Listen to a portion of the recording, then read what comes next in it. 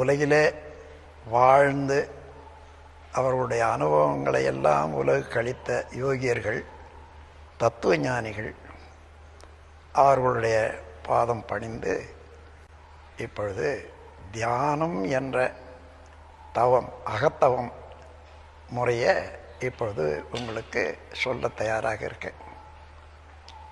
தியானம், தவம் என்றதெல்லாம் எத்தனை பேருக்கு சரியாக விளங்கும்னு நினைக்கிறீங்க?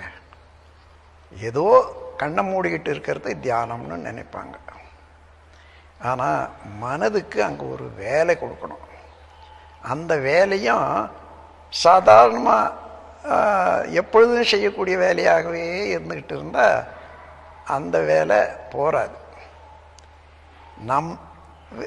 இது சூழ்நிலைக்கு தகுந்தவாறு மனம் இயங்கிக் கொண்டே இருக்குது, போயிட்டே இருக்குது.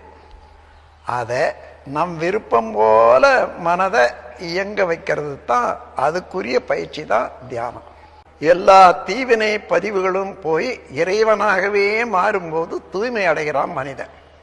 அந்த நிலையை நாடித்தான் உலகம் செல்ல வேண்டும், உலக மக்கள் செல்ல வேண்டும் என்று தெரிந்தவர்கள் இந்த தியானத்தை முறைப்படுத்தி வச்சிருக்காங்க என்று கூறி, நீங்கள் அனைவரும் இதை தியானத்தை ஏற்கனவே கற்றவங்களானாலும் சரி, இனி கற்க வேண்டியவர்களானாலும் சரி, அதனுடைய பெருமை உணர்ந்து மதித்து அதன் பயன் அடைவீர்கள் என்று வாழ்த்தி உரையை நிறைவு செய்கிறேன். வாழ்க வளமுடன்.